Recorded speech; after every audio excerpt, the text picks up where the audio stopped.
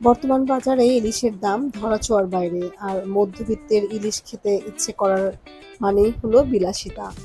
যাই হোক, তবুও খেতে ইচ্ছে করলো ইলিশ মাছ। গত কয়েকদিন ধরে মন চাচ্ছিল, দাম যতই হোক একটা দুটো তো খাওয়া উচিত, তাই না? মনকে কেন কষ্ট দিব। যা হোক, শুক্রবার বাজার থেকে ইলিশ মাছ আনা হলো।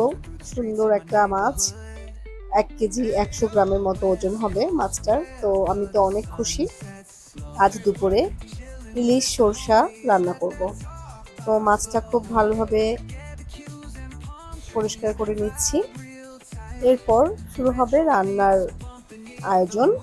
তো আজ আমি ইলিশ মাছটা কিভাবে ছুরি দিয়ে এবং কাঁচি দিয়ে কাটবো সেটা আপনাদেরকে একটু দেখিয়ে দিচ্ছি। সুন্দর করে আঁশগুলো ছাড়িয়ে ভালো করে ধুয়ে নেবেন প্রথমে। এরপরে আরো কিছু আঁশ থাকবে, কিন্তু কাটতে কাটতে মোটামুটি সেই শেষ পর্যায়ে ধুলেই ভালো হয়, কারণ ইলিশ মাছ আসলে খুব বেশি ধুতে হয় না, তাহলে নাকি ইলিশের যে মজার স্মেলটা, ঘ্রাণটা সেটা চলে যায়। যাই হোক, আমি কেচি এবং ছুরির সাহায্যে খুব সুন্দর করে পিস পিস করে মাছগুলো কেটে নিলাম। মাঝারি সাইজেরই কেটেছি, মাঝারি আকৃতির, খুব বেশি পাতলাও না আবার খুব বেশি মোটা করেও কাটিনি। তো কেটে এবার ভালো করে ধুয়ে নিব। যদিও অত বেশি ধুতে হয় না ইলিশ মাছ, বারবারই বলছি। তো এখন আমি সরষা আর হচ্ছে সরিষা বাটা, পেঁয়াজ বাটা নিয়েছি এবং 6 পিস মাছ আজকে আমি রান্না করব। বাকিটা ফ্রিজে উঠিয়ে রাখবো, আরও একদিন রান্না করতে হবে, কারণ এত দামি মাছ একদিনে খেয়ে ফেলবো, এটা হয় না। যাই হোক, আমি মশলাটা তৈরি করলাম।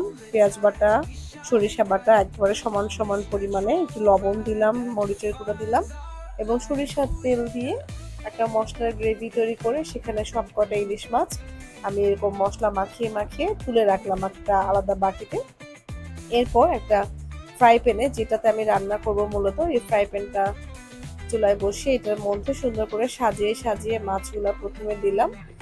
দেওয়ার পরে মাছগুলোর উপরে আমি যেই মশলাটা দিয়ে মাছটা মাখিয়েছিলাম সেই মশলাটুকু সম্পূর্ণ এর উপরে ছড়িয়ে দিব। তো সামান্য মশলার যে বাটিটা, সেই বাটিটা একটু পরিষ্কার করে ধুয়ে নিয়ে আমি এটার মধ্যে ঢেলে দিব। জাস্ট এতটুকুই পানি দিব, অত বেশি এখানে পানি বা ঝোল ব্যবহার করব না। তো মাছগুলো সুন্দর করে সাজিয়ে দিয়ে আমি ওই বাটি ধোয়া সামান্য পানি, বাটির যে মশলাগুলো লেগেছিল সেটা সামান্য পানি আমি দিয়ে দিলাম। এরপর এটা খুব লো হিটে রান্না হবে, অনেকটা সময় ধরে রান্না হবে। খুব বেশি হিট দেওয়া যাবে না, বেশি আছে মশলাটা পুড়ে যেতে পারে। এজন্য খুব লো হিটে রান্না করব। তো তার আগে আমি কাঁচামরিচটা দিয়ে দিলাম, অনেকটা দমে রান্না করার মতো বলা যায়। আমার শাশুড়ি এই রান্নাটা খুবই সুন্দর করে করেন এবং আমরা খুব মজা করে খাই। যদিও আমার শাশুড়ির মতন এত মজা হয় না আমার ইলিশ রান্নাটা, তবুও আমি চেষ্টা করি। তো হচ্ছে ইলিশ মাছ, মাঝে একটু উল্টিয়ে দিতে হবে মাছগুলো, যাতে এক পাশে বেশি ভাজা না হয়ে যায় বা পুড়ে না যায় মশলাটা।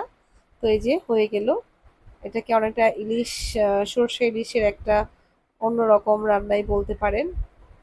এখানে অন্য কোনো মশলা ব্যবহার করা হয়নি, সামান্য একটু মরিচের গুঁড়োটা ব্যবহার করা হয়েছে। তাই তো হয়ে গেল আমার মজাদার সর্ষে ইলিশ রান্না। আপনারাও নিশ্চয়ই এভাবে রান্না করেন, কিভাবে রান্না করেন জানাবেন আমাকে।